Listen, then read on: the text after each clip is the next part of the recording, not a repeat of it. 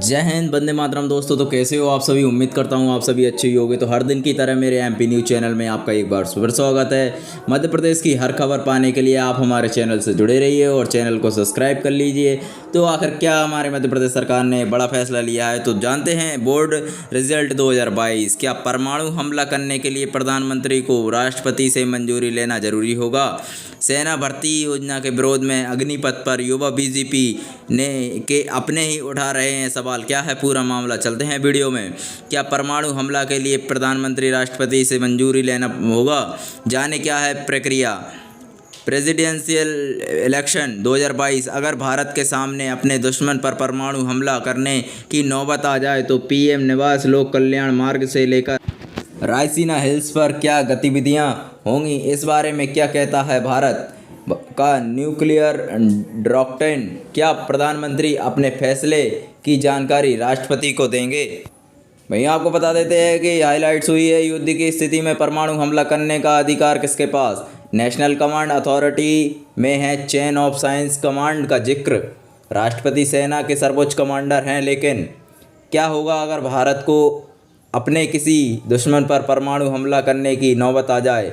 सवाल काल्पनिक है, लेकिन आज जो जियो पॉलिटिकल वर्ल्ड पर गौर करें तो अनिष्ट की आशंका से भरे इस काल्पनिक सवाल में सच्चाइयाँ भी छिपी हैं। भारत के न्यूक्लियर डॉक्ट्रिन के अनुसार हमारा देश नो फर्स्ट यूज की पॉलिसी का पालन करता है, यानी भारत पहले परमाणु हथियारों का प्रयोग नहीं करेगा। हालांकि हमारी परमाणु नीति यह भी कहती है कि जैविक या रासायनिक हथियारों से भारत या भारतीय सेना के खिलाफ कहीं भी बड़े हमले की स्थिति में भारत परमाणु हथियारों से जवाबी कार्रवाई करने का विकल्प खुला रहेगा। यहाँ आपको बता देते हैं, इंडिया की परमाणु नीति का विश्लेषण करने से इतना तो समझ आता है कि भारत अपने जखीरे से परमाणु हथियारों का इस्तेमाल तभी करेगा जब हमारा देश स्वयं महाविनाश का शिकार हो चुका होगा। तो भारत द्वारा इस घातक विध्वंस जवाबी एटमी हमला करने की प्रक्रिया क्या होगी।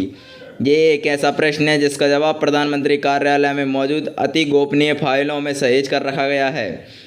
यहाँ पीएमओ की चर्चा इसलिए की गई है, इसलिए भारत की अथॉरिटी को बनाया गया है। उसके अनुसार नेशनल कमांड अथॉरिटी के तहत बनी पॉलिटिकल काउंसिल के चेयरमैन प्रधानमंत्री को ही एटमी अटैक पर निर्णय लेने का एकमात्र अधिकार है। रायसीना हिल्स भारत का वीवीआईपी और प्रीमियम एड्रेस। हालांकि प्रधानमंत्री परमाणु युद्ध का फैसला लेने वाले सुप्रीम शक्ति है, लेकिन यहाँ एक और सुप्रीम कमांडर और उसका बेहद महत्वपूर्ण है। ये एड्रेस रायसीना हिल्स हिंदुस्तान का पता जो सुपर प्रीमियम वीवीआईपी है। रायसीना हिल्स पर मौजूद 330 एकड़ में फैले राष्ट्रपति भवन में भारतीय गणराज्य के सबसे शक्तिशाली व्यक्ति भारत के राष्ट्रपति रहते हैं। 340 वाली इस भव्य इमारत में भारत के प्रथम नागरिक यानी राष्ट्रपति उनके पूरे स्टाफ का निवास है। युद्ध की घोषणा करने के लिए एक्सक्लूसिव अधिकार राष्ट्रपति के पास हैं। भारत के संविधान अनुच्छेद 53 आर्टिकल 53 संविधान के सैन्य अधिकारों की व्याख्या करते हुए भारत सशस्त्र बलों का सुप्रीम कमांडर बताता है। भारत की रूल बुक के अनुसार राष्ट्रपति सैन्य बलों के सुप्रीम कमांडर हैं। राष्ट्रपति की सेना तीनों जल थल नभ सर्वोच्च कमांडरों की नियुक्ति करते हैं।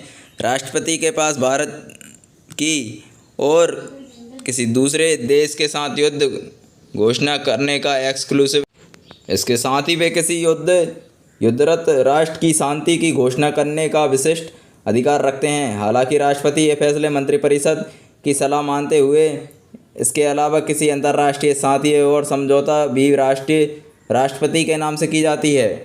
परमाणु हमले पर हरी झंडी देने वाली नेशनल कमांड अथॉरिटी का प्रोटोकॉल। हालांकि भारत में सामने ऐसी नौबत कभी नहीं आई कि हम उम्मीद करते हैं कि ऐसे हालात कभी ना बने, लेकिन अगर दुर्भाग्यवश ऐसा करना ही पड़ा तो भारत सरकार नेशनल कमांड अथॉरिटी एनसीए हो जाएगी। 4 जनवरी सन 2003 को भारत सरकार ने देश के न्यूक्लियर ड्रॉकटाइन को जनता के सामने रखते हुए कहा कि national command authority political council की एग्जीक्यूटिव काउंसिल से मिलकर बनेगी। पॉलिटिकल काउंसिल के मुखिया पीएम होते हैं। इस समय बतौर प्रधानमंत्री नरेंद्र मोदी पॉलिटिकल काउंसिल के चीफ हैं। पीएम इस काउंसिल के एक मात्र आधिकारिक रूप से घोषित सदस्य हैं। इस काउंसिल और कौन सदस्य है ये बेहद गुप्त जानकारी है, लेकिन माना जाता है कि गृह मंत्री, रक्षा मंत्री, विदेश मंत्री इसके सदस्य हैं। 4 जनवरी 2003 को भारत अपना न्यूक्लियर डॉक्ट्राइन जारी किया। इसी तरह एग्जीक्यूटिव काउंसिल के बॉस राष्ट्रीय सुरक्षा सलाहकार होंगे। इस समय अजित डोभाल एग्जीक्यूटिव काउंसिल को लीड कर रहे। एक बार फिर से एनएसए ही इस काउंसिल के एकमात्र ऐसे सदस्य हैं जिनका नाम सरकार ने सार्वजनिक किया है। न्यूक्लियर हमले की स्थिति बनते ही एग्जीक्यूटिव काउंसिल पॉलिटिकल काउंसिल को सलाह और कई तरह के इनपुट देता है। इस सलाह को देने से पहले एग्जीक्यूटिव काउंसिल कई पहलुओं पर विचार करता है। चलिए, न्यूक्लियर अटैक के मसले पर पीएम है सुपर बॉस। बता दें कि भारत के पास कभी ऐसी नौबत नहीं आई कि जब देश के किसी शत्रु पर परमाणु हमले के विचार करना पड़े, इसलिए इन सारी प्रक्रिया सैन्य विशेषज्ञ अनुमान ही लग पाते हैं। चलिए, बड़ी खबर क्या है जानते हैं। छत्तीसगढ़ में की बड़ी खबर है। पैर रखते ही चलने लगी लिफ्ट, खून से लथपथ हुई बुजुर्ग महिला, सामने आया दर्दनाक वीडियो। छत्तीसगढ़ के दुर्ग जिले में एक दर्दनाक घटना सामने आई है। भिलाई क्षेत्र में लिफ्ट में एक पैर रखते ही लिफ्ट चलने लगी। इससे महिला के पैर बुरी तरह से फंस गया और 5वें माले गेट में फंसा और महिला का पैर टूट गया। छत्तीसगढ़ के दुर्ग जिले में लिफ्ट में पैर फंसने से बुजुर्ग महिला का पैर टूट गया। इसका वीडियो बहुत दर्दनाक सामने आया है। दरअसल लिफ्ट में पैर रखते ही लिफ्ट शुरू हो गई और उस महिला को 5वें मंजिल तक पाँव फंस गया। यह घटना जिले के स्मृति नगर पुलिस चौकी भिलाई क्षेत्र की है। महिला के एक पैर की हड्डी टूट गई, जबकि दूसरे पैर में भी गंभीर चोटें आई हैं। पीड़ित महिला के बेटे स्मृति नगर पुलिस चौकी में चौहान बिल्डकॉन मैनेजमेंट के खिलाफ शिकायत दर्ज कराई है। लिफ्ट के सामने सुरक्षा के लिए लगाए गए सीसीटीवी घटना में कैद हो गई है। जानकारी के अनुसार पीड़ित 60 वर्षीय सावित्री देवी के बेटे सौरभ रंजन ने बताया है कि उनकी मां परिवार के साथ लिफ्ट में चल रही थी। खुद सौरभ, उनकी पत्नी और बेटा लिफ्ट में चढ़ गए, लेकिन सावित्री देवी जब चढ़ रही थी तभी लिफ्ट चलने लगी। लिफ्ट 5वें फ्लोर पर रुका, तब लिफ्ट तक का दरवाज़ा बंद नहीं हुआ। ग्राउंड फ्लोर से 5वें फ्लोर तक महिला के दोनों पैर लिफ्ट और दीवार में दबे रहे। इस दौरान सावित्री देवी के दोनों पैरों में चोट आ गई और खून से लथपथ हो गई। गाज़ियाबाद 50 मिनट तक लिफ्ट में फंसा बच्चा दम घुटने पर फिर से हिम्मत से लिया काम। सौरभ ने अपनी मां के दोनों पैर को निकालने की कोशिश की, लेकिन नहीं निकल सका। सौरभ ने कहा कि चौहान टाउन मैनेजमेंट की लापरवाही से लिफ्ट का मेंटेनेंस सही नहीं है, जिसकी वजह से लिफ्ट अचानक चलने लगा। यह घटना 3 दिन पहले की बताई जा रही है। पुलिस ने रिपोर्ट दर्ज कर कार्रवाई शुरू कर दी है। दुर्ग के पुलिस अधीक्षक अभिषेक पल्लव ने कहा कि महिला रायपुर अस्पताल में भर्ती है। यह बयान लिया गया है कि दोबारा बयान लिए जा रहे हैं। इंडस्ट्रियल सिक्योरिटी की टीम सुरक्षा मापदंडों के आधार पर जांच करेगी। रिपोर्ट आने के बाद कार्रवाई की जाएगी। भैया आपको बता देते हैं कि महंगाई से राहत बहेगी। सरसों तेल की धारा कंपनियों ने इतने घटाए दाम। धारा ब्रांड नाम से खाद्य तेल बेचने वाली सहकारी कंपनी मदर डेयरी ने सरसों, सोयाबीन और सनफ्लावर तेल के दाम घटा दिए हैं। इसी के साथ अन्य ब्रांडेड तेल कंपनियों ने अपने ब्रांड के दाम घटाने जा रही है। तो क्या मध्य प्रदेश में भी ये दाम घटने वाले हैं? धारा ब्रांड नाम से खाद्य तेल बेचने वाली सहकारी कंपनी मदर डेयरी ने सरसों, सोयाबीन, सनफ्लावर तेल के दाम घटा दिए। इसी के साथ अन्य ब्रांड की तेल कंपनियों के दाम घटने जा रहे हैं। 15 रुपये सस्ता हुआ धारा। मदर डेयरी ने एक बयान में कहा कि धारा ब्रांड के तहत सब कैटेगरी के तेलों के दाम 15 रुपये तक कम किए जा रहे हैं। दाम की ये कटौती एमआरपी पर सरकार की हालिया प्रयासों, अंतर्राष्ट्रीय बाज़ारों के घटते असर और घरेलू स्तर पर सनफ्लावर ऑयल की पर्याप्त उपलब्धता के चलते कंपनी सरसों, सोयाबीन और सनफ्लावर ऑयल के दाम कम करने जा रही है। मदर डेयरी ने साफ किया कि घटी हुई कीमतों वाले सरसों तेल के पैकेट जल्द ही बाजार में। चलिए, Indian vegetable of producers association के अध्यक्ष सुधाकर राव देसाई ने कहा कि तेल के दाम में कमी असर तत्काल ग्राहकों तक पहुंचाने लगेगा।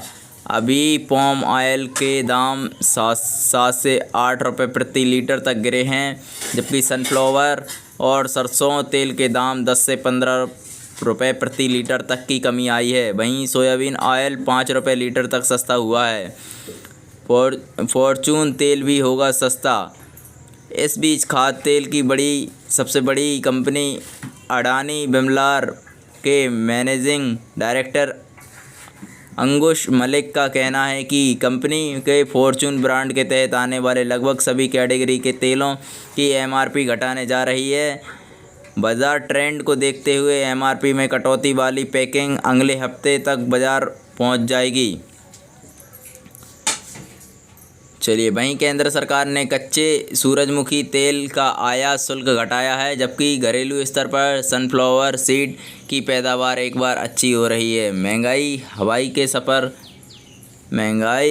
हवाई सफ़र के लिए रहे 15% तक किराया बढ़ाने की तैयारियां एयरलाइन कंपनियां। आज़ादी के दिन 1 रुपये के बराबर था $1।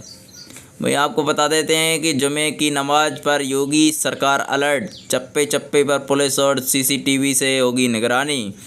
यूपी में जुमे की नमाज को देखते हुए पुलिस ने बड़े स्तर पर सुरक्षा की तैयारी की है। किसी भी तरह के उपद्रव को रोकने के लिए ऊपर से सख्त निर्देश आए हैं। उत्तर प्रदेश में पिछले दिनों में हिंसा को देखते हुए इस बार जुमे की नमाज पर प्रशासन सख्त है।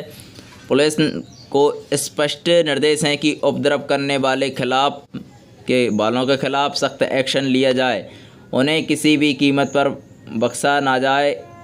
इसी कड़ी में पूरे उत्तर प्रदेश में पुलिस का पहरा काफ़ी मजबूत कर दिया गया है। चप्पे चप्पे पर सीसीटीवी की तैनाती है, ड्रोन से मदद ली जा रही है और होमगार्ड की संख्या भी बढ़ोतरी कर दी गई है।